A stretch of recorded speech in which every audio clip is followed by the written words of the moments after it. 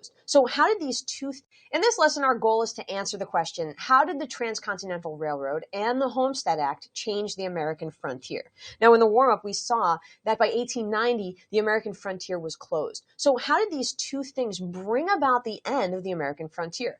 Well, in this lesson, we're going to look at first the Transcontinental Railroad. We're also going to talk about the impact of the Transcontinental Railroad, and then we're going to talk about the Homestead Act. So let's get started by looking at the Transcontinental Railroad. Let's talk about how the railroad was built. Well, the idea for building a transcontinental railroad connecting one side of the United States to the other, going across the country, actually came about long before the first nugget of gold was found in California.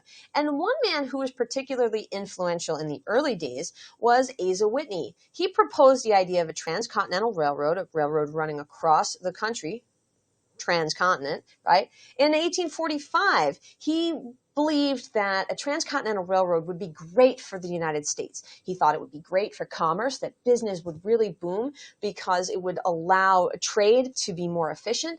But he also thought that it would really help to unify this vastly growing and spreading United States. Unfortunately, he's going to die before he's able to realize that dream. But Senator Zadock Pratt is actually going to pick up this idea and champion Whitney's cause. And he's going to go ahead and request permission for Congress to build this railroad. He's also going to ask for a public land strip about 6 miles wide because he believes he's going to need that much space going across the country in order to lay the track and in order to generate funds for the railroad.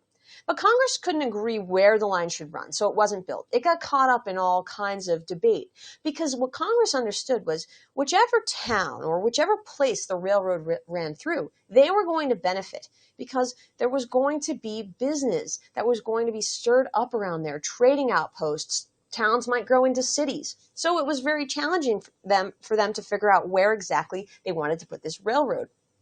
Theodore Judah continued to champion this cause. He was a civil engineer, a railroader, and a surveyor. And he lobbied Congress to support building a railroad across the country. He also helped to look for financial backers to the railroad. Now, this was really important because the railroad was going to cost money. And people needed to not only invest in the idea of the railroad, but they needed to actually invest in building the railroad. And it was going to be expensive. Again, he's going to die before his dream could be realized.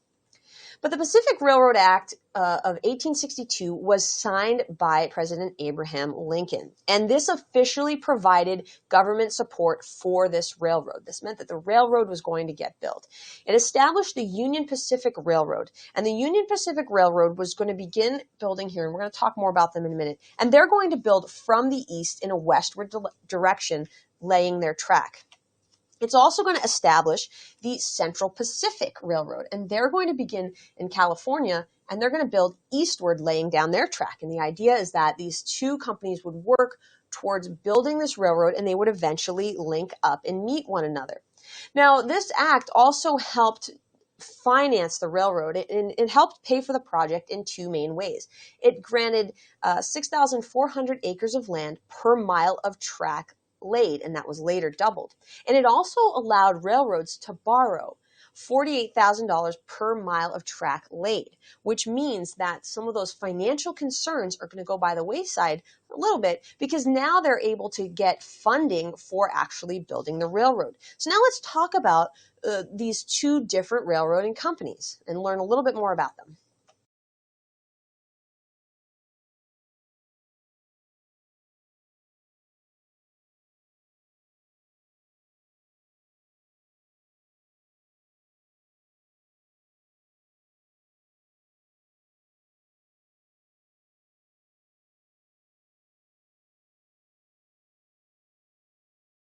Let's talk about those two railroads. Well, first is the Central Pacific, and it's going to head east from the Pacific coast. So it's heading here from Sacramento, and it's going to be heading in an eastward direction. Now, it headed through the Sierra Nevada, which is the mountain range that you can see on this map here. That's going to make it pretty difficult in certain situations to actually get track laid through there, and we're going to talk about that a little bit later. It laid 742 miles of track total. Now, the other line, the Union Pacific, is starting in Omaha, and it's going to head west from the Midwestern United States. So it's going to head this way across, and it's going to have to go across the plains and then through the Rocky Mountains. And for a total, it's going to lay 1,006 miles of track.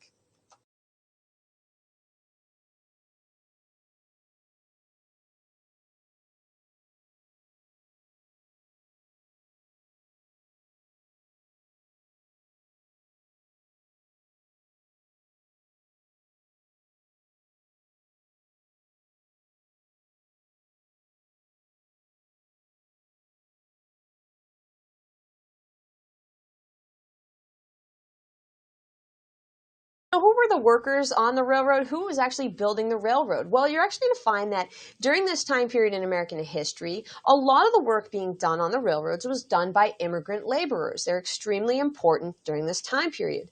The Central Pacific actually first hired Irish laborers and then later is going to turn to Chinese immigrants, many of whom are going to make the voyage from China to California, where the Central Pacific is starting out, and work for the railroad. And that's why we're going to see thousands of Chinese end up settling in California, in Northern California area. Now, the Union Pacific, which is starting out in that Midwestern area, is going to rely heavily on Irish immigrants. Okay, so think geographically because Ireland is closer to that East Coast. So you can see the geographics, the geography at play in terms of where the immigrants are coming to the United States and the types of jobs that they're taking. Civil War veterans were also eager to find work now that the war was wrapping up in 1865.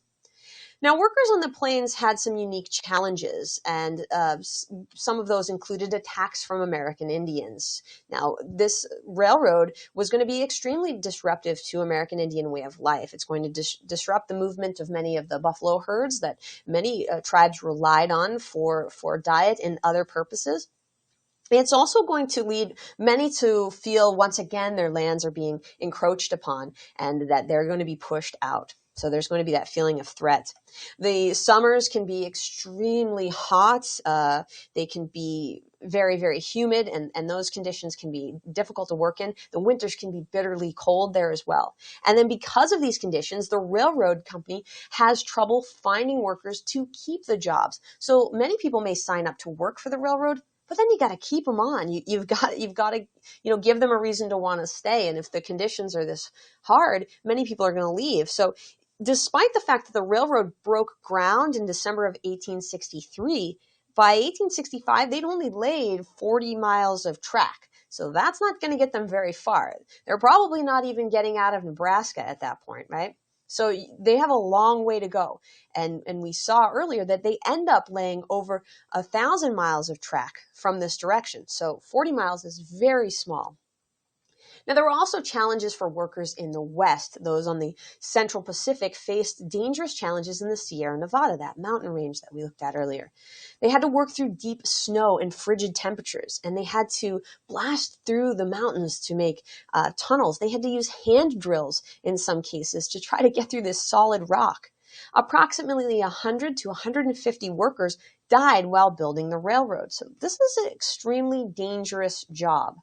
There were also several supply challenges. Both railroads worked in remote areas with no supply towns for hundreds of miles, which meant that their supplies had to come from someplace else. Now, wood for the railroad ties and trestles was scarce along the Union Pacific route. Now, iron and large machinery had to be sent by ship to the west from the Central Pacific for the Central Pacific, which meant in order to get some of this iron and large machinery, they had to put it on a boat and go all the way around the bottom of South America over to the West Coast because there was no Panama Canal at that time. So you couldn't cut through Central America. You had to go all the way around. So this was extremely challenging. There was a lot to be done to get this railroad built.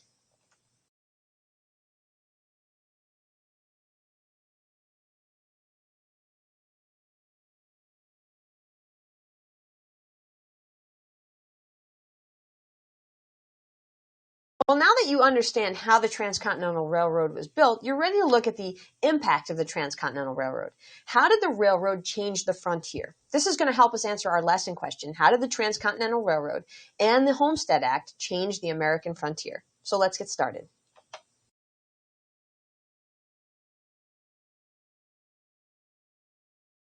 Back to that image that you saw when we started our lesson. Well, that was the image of the Golden Spike Ceremony. The railroad was completed at Promontory, Utah on May 10th of 1869.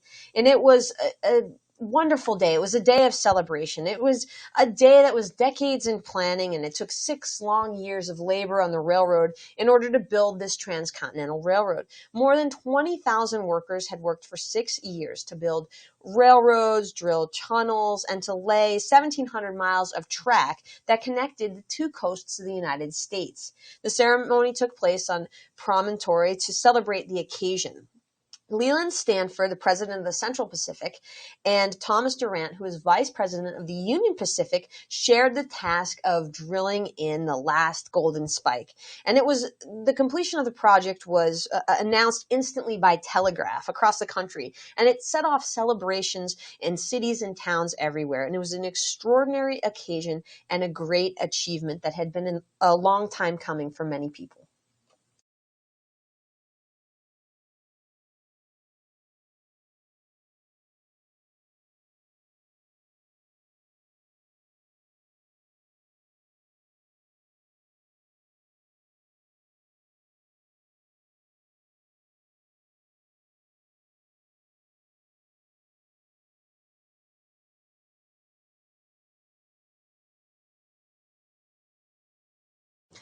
The Transcontinental Railroad is going to radically change transportation across America. First, it's going to shorten travel times. Before the Transcontinental Railroad, to get from San Francisco to New York City, it took 8 months. Now it could be done in a week. It also eliminated many of the risks of traveling across the country. Remember the wagon trains and covered wagons or horseback that people used to travel across the country with? Well, that left them vulnerable to harsh climate conditions and attacks by American Indians. Now they were a lot safer. They didn't have to worry about those things. They also increased trade across the U.S., allowed people on the East and the West and the Midwest to trade with one another, and it also increased trade with Asia. For example, a day after the Golden Spike ceremony, a shipment of Japanese tea left on a train from San Francisco and headed to New York, and it arrived there in a week. And it gave people in New York an opportunity to buy that product that they may not have been able to buy before. This meant that a lot more goods, far more goods from Asia could be brought in. And this is going to be good for consumers because it's going to reduce the cost of goods. In fact, this is really just the beginning. Just 10 years after the railroad was completed, the railroad was carrying over $50 million in freight between the coasts every year. So the railroad is going to become very, very important to American society and American commerce. Now, on the map on the screen in front of you is actually going to be showing the effect of the railroad land grants. Recall that the two railroad companies received large grants of land along the route, from 10 to 20 square miles on either side of the route for every mile of track that they laid. The shaded area of the map actually shows how the grants lined the railroad, and this land really is going to become the basis for settlement of the West. Many railroads built their own towns during the construction. This meant they were temporary places. As soon as they constructed the railroad and they were finished, some of these company towns closed up and disappeared. But many of them actually went on to survive and thrive and became the basis for towns like Kearney and North Platte, Nebraska, and Cheyenne, Wyoming. And they got their start by serving the early needs of the railroad. Now, the railroads also sold much of their land, and some of the people that bought the land had come to the West to start new lives. They wanted to seize the opportunities that existed out there. So ranches, farms, and businesses were established.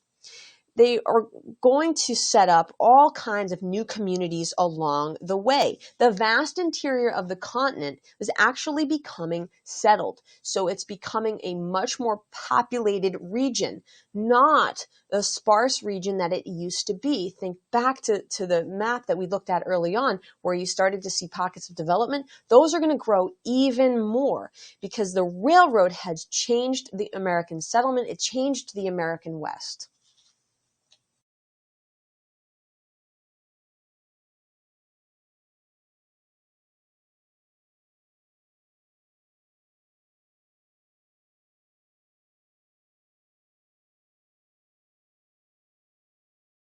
Transcontinental Railroad is going to directly relate to the growth of the cattle industry. Now, cattle could be raised in open ranges on the west and transported east to cities like Chicago, for example. We're going to see the growth of a meatpacking industry and the slaughterhouses, and people can also get it even further east. This is going to make the meat more available across the country on cattle that are grazing out in these open areas in the west. Ranching is going to become a big business in the West as a result of this. But this is going to have an impact on American Indians. Now, railroads and settlers moved onto American Indian lands. They basically encroached on these lands. Work crews fought with American Indians during construction.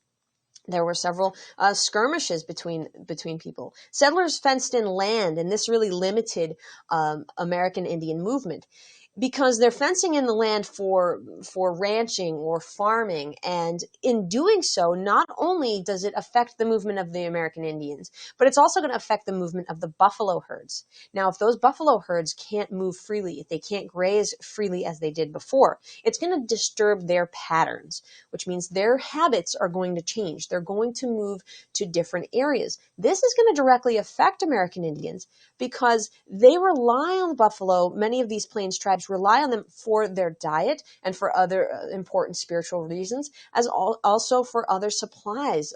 Their hides could be used in many different ways, many of their organs, all different parts of the body used for different purposes. So this is going to change the way of life for many American Indians. And some settlers and travelers are going to directly lead to the destruction of buffalo herds by hunting them themselves, and using them for meat, or just to get them off some of the land that they want for their cattle.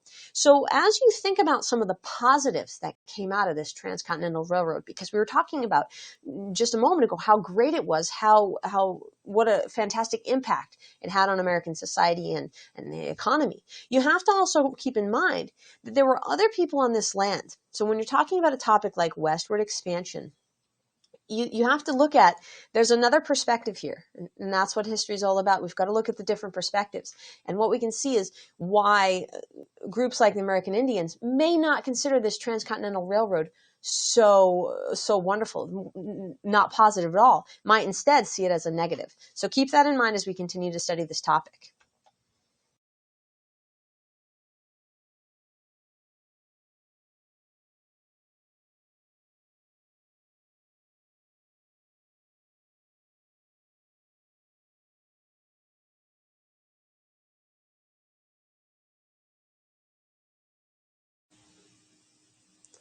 Now, more recently, there has been a new Western boom, and since the 1970s, the population in the Western U.S. has increased rapidly. Cities have grown larger. Take, for example, Phoenix, Arizona.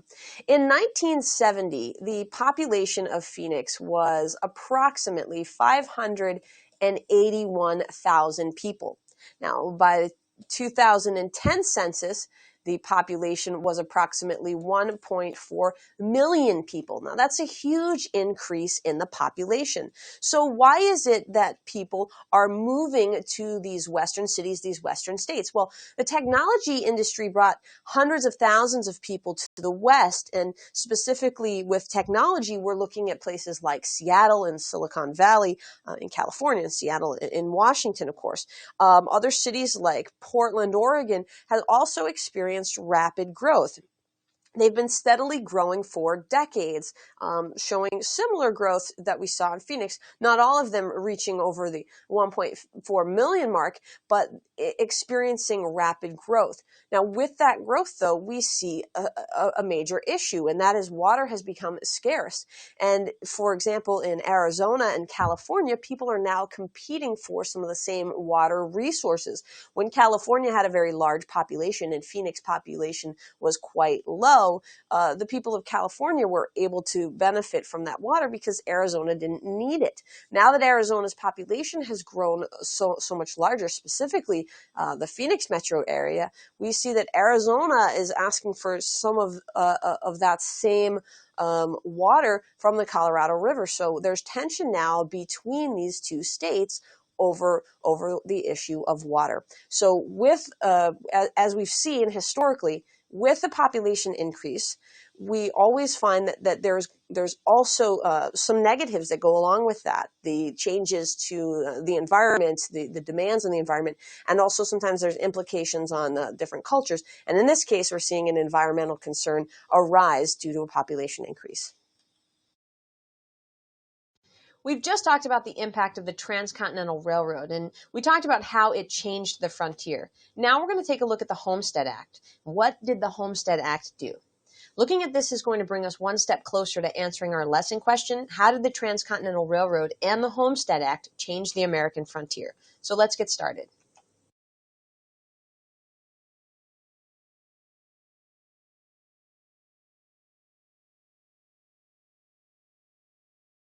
Now let's talk about the Homestead Act. Well, it was an act that was passed in 1862, and it granted 160 acres of public land to settlers for a small filing fee. It required settlers to meet strict conditions to keep their land. We're going to touch on those in just a moment. And homesteaders were people who settled acquired land under the terms of this act. So they were given that moniker of homesteaders. So let's talk more about some of the criteria. Well, to receive land, a homesteader had to be 21 years old or the head of a family. This actually meant that many women could actually become property owners under the Homestead Act. Many women who were single or who had lost their husbands now were considered heads of family, so they could purchase under this act. They also had to be a U.S. citizen or have filed for citizenship, and they had to live on the land for at least 5 years. They also needed to improve that land. Now, what this meant was that they had to build a home on the land and prepare the land for planting. The government just didn't want people moving out there randomly and taking up plots of land and not doing anything with it. They wanted this area to grow and develop. So that's why they set this criteria for the Homestead Act. They wanted people to make this land into something, to help better the country. So that's why you see that they want people to actually improve that land, to do something with it.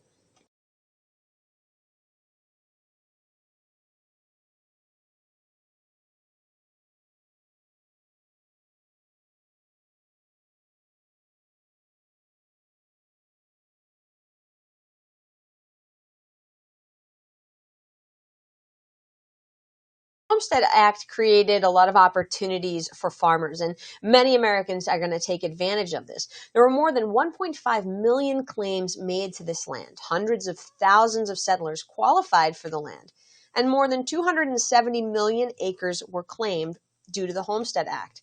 10% of the U.S. land was given away. The land rush that ultimately followed this, that was a result of this, all these people rushing to these parcels of land on the plains, contributed to the closing of the frontier. Remember, we began the lesson saying that in 1890, the superintendent of the census declared that the frontier had been closed because there was no more unsettled wilderness for exploration. It had basically been all settled.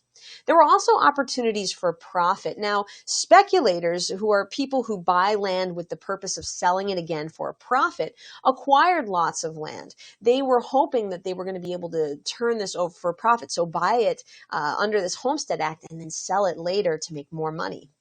They also found ways to make phony claims. For example, they hired people to make claims for them, and then they took advantage of some of the act's vague language regarding the size of the dwelling. Remember, the act is going to call for certain criteria to be met. One of those was that they had to build a 12 by 14 dwelling. Well, some of the speculators met that requirement by using dwellings that were 12 inches by 14 inches instead of feet. So this is also going to gain them extra land to sell. And railroad companies also obtained some of that land and sold some of that public lands for profit. And many settlers were eager to scoop this up. So we do see a lot of this land getting turned over, some of it being used properly, some people abusing some of the language of the Homestead Act. But railroad companies are going to make huge profits as a result. So there is money to be made for railroad companies and speculators, people that want to make a profit by selling some of that land. This is going to have an impact on American Indians as well.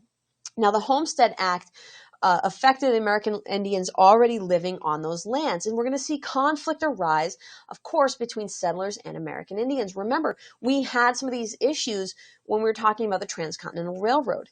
Now, settlers are going to kill millions of buffalo on the plains for various different reasons. Some of them may want them for food. Some of them may want to just simply keep them off the land that they're trying to turn into a farm or to use to graze for cattle.